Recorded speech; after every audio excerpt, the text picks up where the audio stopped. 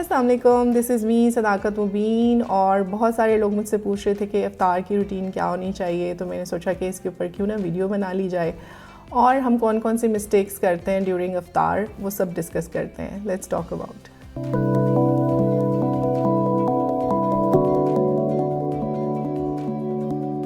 जी, तो जैसा ही इफ़्तार का टाइम आता है हमारे माइंड में एक ही जो है इमेज फ़्लोट करता है, वो ये कि हमारा दस्तरख़्वान जो है पकोड़े, समोसे, कचौरियाँ, रोल इन सब से भरा हुआ हो।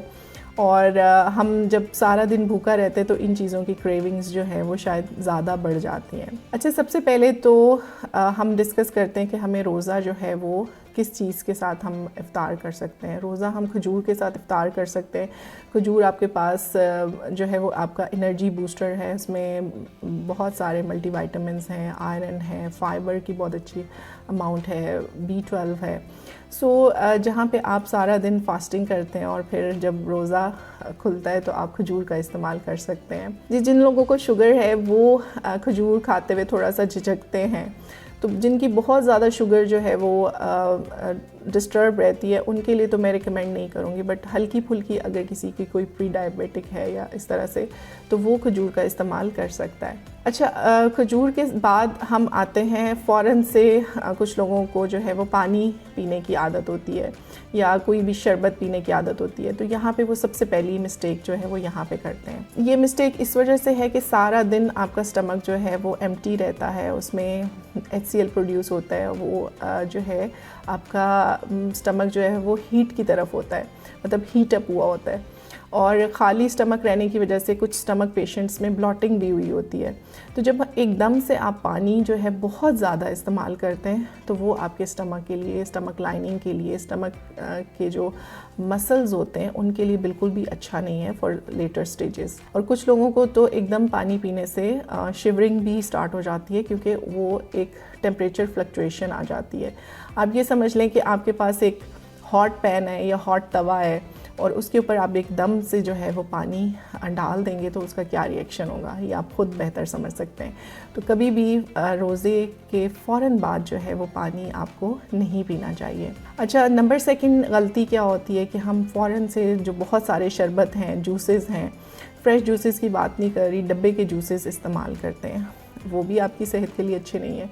वो इसलिए अच्छे नहीं हैं कि आपकी जो सारा दिन फास्टिंग के बाद शुगर लेवल बड़े अच्छे लेवल पे आया हुआ होता है, और जैसे ही आप फिर शुगरी ड्रिंक्स लेते हैं तो आपकी ब्लड शुगर जो है वो इंक्रीज़ हो जाती है। थर्ड पॉइंट ये है कि हम जब रोज़ा जो है वो खोलते हैं तो हमें सबसे पहले खजूर के बाद फ़ाइबर का इंटेक करना चाहिए। फ़ाइबर के ऊपर भी मैंने बहुत सारी वीडियोस बनाई हैं। फ़ाइबर रिच डाइट आपको लेनी चाहिए। उसकी रीज़न ये होती है कि आपका जो स्टमक है वो बहुत ज़्यादा एसिडिक हुआ होता है, और जब आप फ़ाइबर का इंटेक करते हैं तो वो बड़ा न्यूट्रलाइज हो जाता है, बड़ा बैलेंस हो जाता है उसका इंटरनल एटमॉस्फेयर। फ़ाइबर जो है वो आपकी स्टमक को सूद भी करता है और आपकी जो एक क्रेविंग होती है पूरे दिन की उसको जो है वो फुलफ़िल करता है। और फ़ाइबर जो है, जब आप फ़ाइबर के बाद पानी का इस्तेमाल करते हैं तो it behaves like a sponge. जैसे स्पंज पानी को अपने अंदर एब्जॉर्ब कर लेता है, इसी तरह फ़ाइबर भी जो है वो जब आप पानी का इंटेक करते हैं तो ये अपने अंदर जो है वो पानी को एब्ज़ॉर्ब कर लेता है, और वो जो पानी आप पीते हैं वो आपकी बॉडी में एब्ज़ॉर्ब होता है, ना कि वो जो है फ़ौरन से जो है वो एक्सक्रीट आउट हो जाए।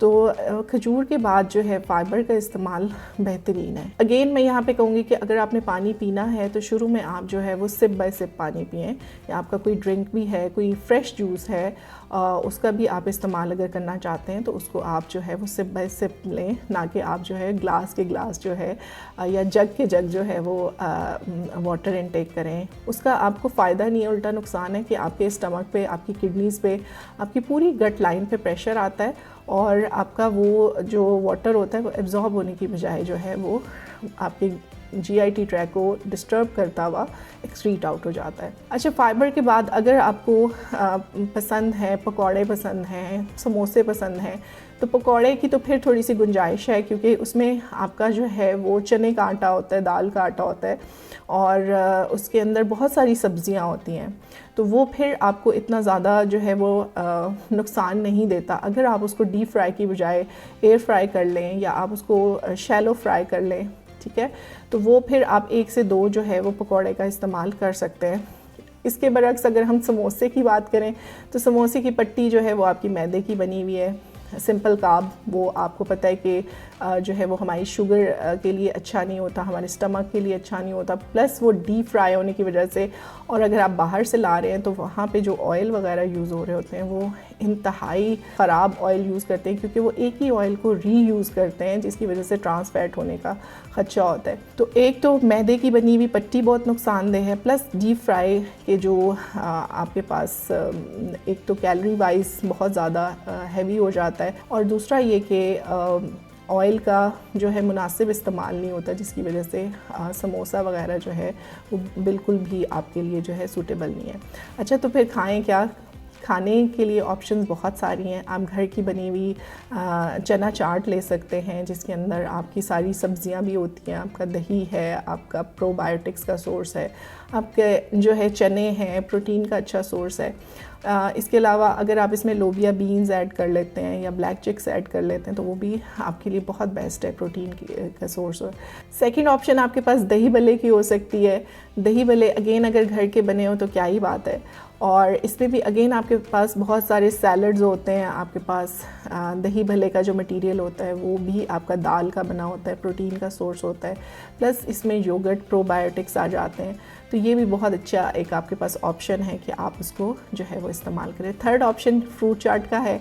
अच्छा, फ्रूट चाट में भी बहुत सारी वेरिएशंस हैं। कुछ लोग जो है सिंपल फ्रूट कट करके खाते हैं तो वो सबसे बेस्ट है। डिफरेंट कॉम्बिनेशंस आप लें और उसको इस्तेमाल करें, और कुछ लोग जो है वो उसके अंदर शीरा का इस्तेमाल करते हैं जो कि बिल्कुल सही नहीं है। कुछ लोग जो है वो उसके अंदर जो है क्रीम का इस्तेमाल करते हैं, वो अगेन जो है आपके कैलोरी पॉइंट ऑफ व्यू से भी ठीक नहीं है। तो कोशिश करें कि फ्रूट चाट अगर आप ले रहे हैं तो उसको आप जो है वो प्लेन ही रखें, या फिर आप सिंपल फ्रूट का इस्तेमाल करें। अच्छा, यहाँ पे एक सबसे बड़ी मिस्टेक ये भी होती है कि हम मगरिब के साथ साथ अफ्तारी करते हैं और फिर उसके बाद हमारा डिनर का कोई टाइम नहीं होता। कुछ लोग जो है वो नमाज के बाद डिनर करते हैं, कुछ लोग जो है वो लेट नाइट डिनर करते हैं, और कुछ लोग जो होते हैं वो मिड नाइट जो है वो डिनर करते हैं, और अगेन फिर सहरी। तो ये सारी रात जो खाना पीना चल रहा होता है ना, ये इंतहाई गलत है। तो यहाँ पे आपको ज़रूरत इस बात की है कि आप जैसे ही अफ्तारी करें नमाज के बाद, आप हल्का फुल्का सा अपना डिनर करें और उसके बाद किचन को जो है वो लॉक कर दें। और अगर आपको थोड़ा बहुत कुछ भूख लग रही है तो फिर आप 0 कैलोरी जो स्नैक्स हैं वो ले सकते हैं। अच्छा, रमज़ान में जो चीज़ सबसे ज़्यादा शायद डिस्टर्ब होती है वो नींद होती है। कुछ लोग की ये प्रैक्टिस होती है कि वो क्या करते हैं कि वो जो है रोज़ा रख के सो जाते हैं और सारी रात जागते हैं। अच्छा, ये बहुत ही एक बैड प्रैक्टिस है। उसकी रीज़न ये है कि जब आप रात को जागते हैं, इशा के बाद बहुत लॉन्ग आवर्स तक जागते हैं, तो आपकी बॉडी में जो स्ट्रेस हार्मोन्स होते हैं वो इंक्रीज़ हो जाते हैं। इसकी वजह से आपका जो इंसुलिन रेजिस्टेंस है बॉडी में वो भी इंक्रीज़ हो जाता है। तो बेहतर ये कि आप इशा के बाद जो है अपना जो नॉर्मल एक साइकिल है 10 to अप टिल फजर, वो जो है उसमें आप सोएं, ताकि आपकी बॉडी भी एक नॉर्मल जो है वो बॉडी क्लॉक को फॉलो करे और आप इन सारी चीज़ों से जो है वो बचे रह सकें। और जो लोग दिन में सोते हैं और रात को उठते हैं, उनकी बॉडी में बहुत सारी डिस्टर्बेंसेस हो जाती हैं। स्ट्रेस हार्मोन की वजह से बॉडी स्ट्रेसफुल रहती है। उसके अलावा जो है हार्मोन इम्बैलेंस हो जाते हैं।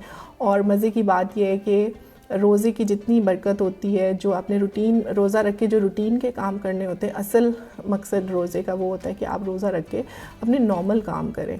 तो इस तरह से बॉडी जो है वो जो अच्छी चीज़ें होती हैं उसको अडॉप्ट करती है। सो होपफुली आपको आज की वीडियो पसंद आई होगी। इंशाल्लाह फिर मिलेंगे। टिल देन, अल्लाह हाफ़िज़।